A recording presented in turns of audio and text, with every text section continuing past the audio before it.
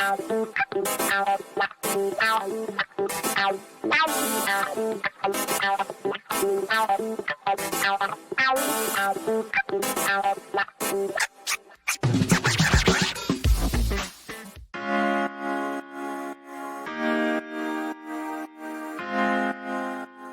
morning, Steph. I heard you tweeted that you're done teaching virtually. You can't wait till you get back. I know all of us are. You can't wait till you get back to class, right? And you told your students to tap you on the shoulder and say hello because you haven't even met some of them in person, right? I did. I might have even told them I'll give them 2 points extra credit on the exam if they do it. No, I hate all things electronic. I am incompetent. I hate computers. So when George Washington University converted to online learning, it drove me nuts to have to, teach via a computer. So I can't wait to get back into the classroom in September. Well, and it gives the lady folk time to prepare themselves. Oh, stop. Now, trust me on this. Okay. Yes, I know. We're back in the studio May 24th. I can't wait. All right. And someday I'm going to give you a hug, sir. I've prepared myself for it. We're ready to go. Can't wait, Steph. You were all set to do DC Sexy Liberal. Oh, all right. Mm-hmm. So let's get into this because of course I read your tweets when you're not here and then I twirl my hair. But you said each day that passes with Donald Trump not being criminally charged for the many crimes he inarguably committed is another day the big lie is allowed to deconstruct our democracy and become more firmly entrenched in the minds of Americans who are unwilling or unable to abide the truth. I could not agree with you more. Patience not my strong suit, Glenn, but it's all connected. This thing in Arizona is an ongoing coup from, January 6th. It just, I feel like if this is just allowed to just, there's no consequences, where are we with the rule of law, right? Yeah, and I happen to think the Republicans are overplaying their hand everywhere in Arizona, in Florida, in Georgia. So I do think it's all going to come home to roost, but we are growing so impatient. We're so frustrated because we see, these free range criminals. They're just roaming free in Florida and elsewhere. And all the while, the big lie continues to entrench itself in the American psyche. At least, as I say, those people who are either unable to discern the truth or unwilling to discern the truth. And now we've got more federal judges weighing in saying Bill Barr lied to protect a criminal president. So, and, I assume we're going to touch on that, Amy Berman Jackson's ruling in a few minutes. But, something has to be done. And I know the justice is coming. Battle cry begins to ring hollow because we're waiting and waiting and waiting. Yeah.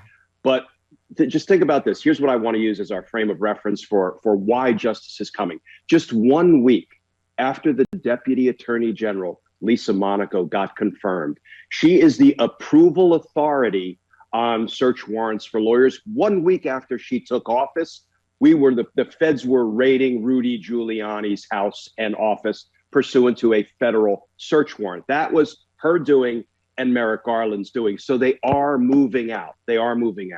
Yeah.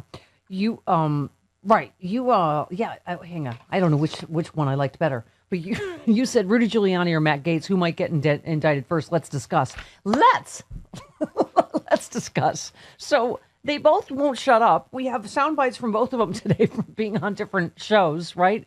I mean, which is rule number one, right? If you have an attorney, shut up. But I mean, they just won't shut up. Is that their level of hubris, or they have bad lawyers, or what is it? Well, look, Donald Trump and Bill Barr protected all criminals in his orbit for 4 years. So, they're feeling pretty good about their track record. And they're not really, wising up to the fact that it's a new day under President Biden and under Attorney General Merrick Garland. So, and what we need to remember is both of these criminal investigations into Matt Gaetz and into Rudy Giuliani were started by Attorney General Bill Barr's Department of Justice. So if you have gone a bridge too far committing crimes for Bill Barr, charges are imminent. I would bet a buck, that's my betting limit, that Gaetz will see the first indictment and then Rudy will follow not too long afterwards. Sorry, just a little thrill up my leg. Okay. Well, yeah, because you made the point before that you said Trump's lawlessness, enabled and protected by Barr, inspired a criminal recklessness in those orbiting around Trump. The good news is criminal recklessness always produces lots of valuable evidence. Justice is coming for the Trump criminal cabal. So But here's my question. What about Bill Barr? I'm admitting I cheated on you with Matt Miller yesterday, but I did not get the answers I wanted. And so, but I mean, is Yeah. Bill Barr really going to get away with this? I mean, Yeah. unfortunately, Tell Matt he better be careful not to muscle in on my territory. But yeah, here's why I think Bill Barr is also going to get got, right? Because now we have multiple federal judges calling him out in their written orders, in their findings and conclusions. We know Bill Barr lied to the American people about the Mueller report, right? Trying to bury 10 obstruction of justice crimes by Donald Trump, trying to keep Donald Trump from being indicted, from being prosecuted for the crimes he inarguably committed. So he lied to the American people. We know he lied to the courts because Amy Berman Jackson said so in her order this week. And he lied to Congress. She put it a little bit more politely when she said, given the evidence that I've seen in this little litigation, it seems like Bill Barr may have made some misrepresentations to Congress on March 24th. So we have federal judges. This is not speculation. This is not the chattering class. These are serious federal judges like Judge Walton and Judge Jackson who have said Bill Barr lied to the American people to corruptly protect Donald Trump from being held accountable for his crimes. How can today's law-abiding attorney general ignore that? Just sweep it under the rug. That can't be swept under the rug. That has to be addressed. Yeah. Well, right. That's what I mean, again, just a layperson, but I'm like, is that not obstruction in itself that he, tried to say there's no obstruction when there are 10 clear cases of obstruction? And how do we as a nation just let all that go? I mean, I just don't. Yeah, it's at a minimum, it's accessory after the fact, which is a federal crime that simply says, if you know someone has committed an offense against the United States, a la Donald Trump 10 times, as documented in Volume 2 of the Mueller report, if you know someone has committed an offense against the United States and you do something to help that person avoid apprehension and accountability for his crimes, you've committed the federal felony of accessory after the fact. I've said before, this is not rough and tumble politics. This is criminal. What Bill Barr did was criminal, and I believe the Department of Justice knows that and will address it. So, okay. Yeah. Because I always say this, Glenn, that it feels like one story to me. I mean, this is just today. New facts are still coming out about Trump's use of Russian misinformation to get elected president and to nearly overturn his election loss. It's a through line, isn't it? From Mueller report through Ukraine, through, overturning the election to what's going on right now. That feels like that's why all this has to be prosecuted, right? Well, it has to be prosecuted if we want to avoid a recurrence of what we just suffered through for 4 years. When you decline to hold criminals accountable, you don't just fail to deter future crime, you encourage future crime. You endorse it, you embrace it, you validate it. So think about it. If we don't hold Trump, Bill Barr, and others accountable for their crimes against the United States and her people, we're going to get something that's actually worse than Donald Trump and Bill Barr next time around. Now, I don't know who could step in and fill Donald Trump's criminal shoes. I mean, I don't know that Matt Gaetz is up to that task, or Ron Johnson or Jim Jordan or any of these other knuckleheads who spout off, Russian propaganda. But if we don't address it now, I promise you, we will get more corrupt criminal politicians in the future. Yeah. You tweeted about debunking Rudy's claim the FBI should have seized Hunter Biden's hard drives while they were executing a search warrant at. First of all, doesn't the FBI already have that? Didn't he already try that, give that to them? And first of all, the search warrant it covers his stuff, right? I mean, okay. Yeah. So the federal judge in the search warrant, I'm quite sure, we haven't seen it, but we have a pretty good sense of it, authorized the FBI to seize Rudy Giuliani's electronic devices, right? Computers, iPads, and cell phones. And that's what they did. When they arrived at Rudy's office and Rudy's home to execute those search warrants, just because Rudy Giuliani said, hey, you see that big pile of hard drives over there piled up in the corner of my apartment? Those are Hunter Biden's. Why don't you take that? Well, guess what?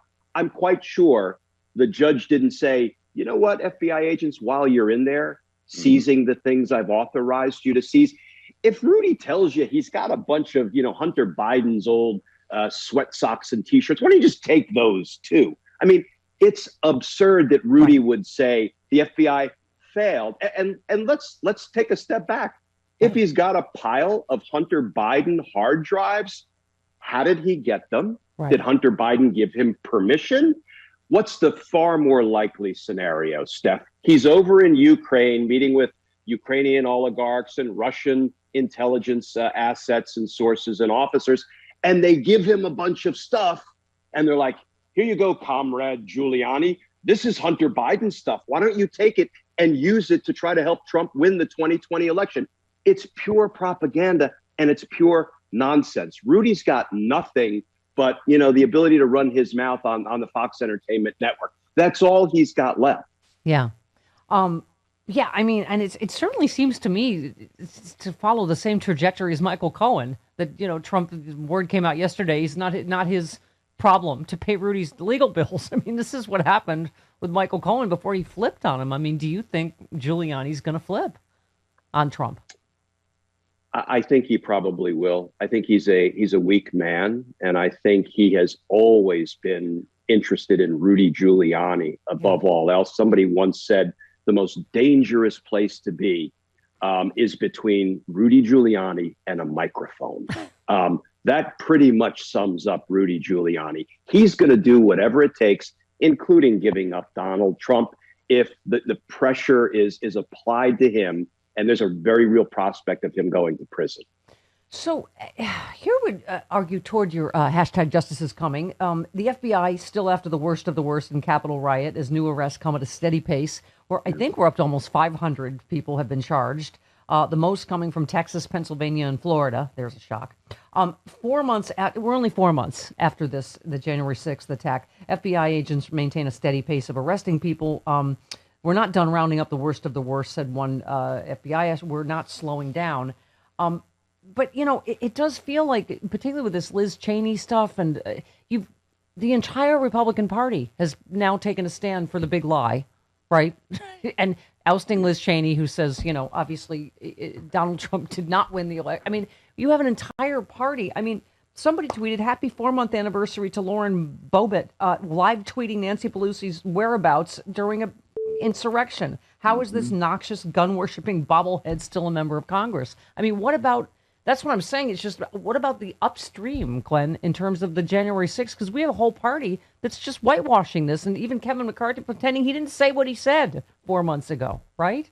Yeah, the upstream arrests are coming. The upstream indictments are coming. And when I read that article that you just referenced, Steph, the worst of the worst are being rounded up or about to be rounded. The worst of the worst include Donald Trump, who said, go down the street to the Capitol and stop, action word, stop what's going on in there. And they did. Rudy Giuliani said, go down the street to the Capitol and have trial by combat. They did. That's the worst of the worst. But what I will tell you is in every large scale gang investigation, and that's what this is, we work our way up, and the very last arrests we make are of the top dogs, the kingpins, the mob bosses. So we are all frustrated, right? But it is coming. They're working their way upstream, and those will be the last charges to be brought, I believe, against Donald Trump and others, as you say, who were live tweeting to the insurrectionists where they could find, for example, Nancy Pelosi. Yeah. Well, the source of my daddy issues with you is that my dad was a Nuremberg prosecutor. I think we've discussed that. But my friend Steve Marmel tweeted, 4 months since Trump's attack on the Capitol, when are we going to Nuremberg these traitors? I mean, that is where I'm at. These are traitors. You read Officer Fanone's piece about, how dare you? What a disgrace to my fellow officers and I, and people that are trying to dismiss this and pretend it didn't happen and just let it go away, right? Yes, Steph and I work murder cases in D.C. with Mike Fanone. He's a very good man. He's a very good officer, and it breaks my heart. It's like my heart skips a beat every time I see Mike on TV talking about what these insurrectionists did to him, and then how Donald Trump said they were there hugging and kissing the police. You don't charge people for fringe benefits or for collateral consequences. You charge them based on the evidence, but once Donald Trump is charged based on the evidence, it will have the fringe benefit and the collateral consequences of beginning to shut down the big lie and helping the country and frankly helping the Republican Party move on. Yeah, it's connected to everything, Glenn. Like I say, this ongoing coup in Arizona, which is now going to spread to other states, apparently, Michigan. I mean, this is this ongoing, because, as you say, because they got away with January 6th, or they think they did, here we go, where this is just a rolling coup now. And it's one of the reasons we got to put a stop to this. The voter suppression bills are coming out of the big lie. I mean, it really is a cancer right now, isn't it? Yeah, lawlessness begets lawlessness. And that's why we have to take this on now. Listen, we knew we weren't going to be able to take on anything under, the corrupt tenure of Bill Barr as Attorney General. We now have good, strong, honest, ethical leadership. I believe Merrick Garland and Lisa Monaco, the AG and the Deputy AG, have been working all their lives as public servants toward this moment in time. And, there's nothing more important for the viability, for the health of our republic in the future. So we're going to get there. We are going to get there. Yeah. Matt Miller, who? I don't even remember anything he said.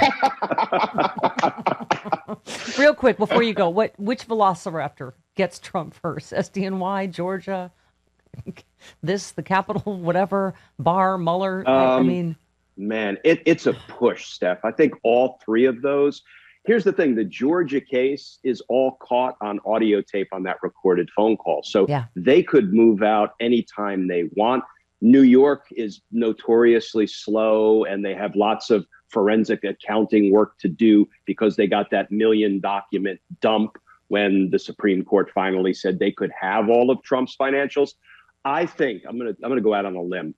I think we're going to see some of the first charges out of the Department of Justice because Merrick Garland and Lisa Monaco understand the importance of holding this criminal former president accountable for the health and well-being of our nation. So I'm going to go out on a limb and say DOJ comes in first place. Does DOJ have a chance of stopping this nonsense in Arizona? What happens there?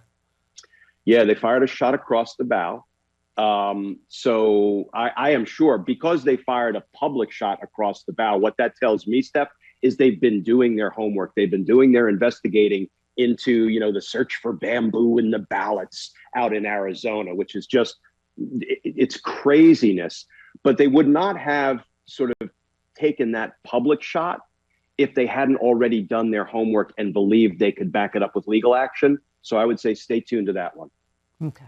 All right, I take it back that I'd be distracted. I would be your best student if you were my professor, because I would so want to please you. All right, Glenn. Thanks. Justice is coming, Thanks, Steph. Love you. I love you too. See you next time. Glenn. All Thanks, right. Glenn. See y'all.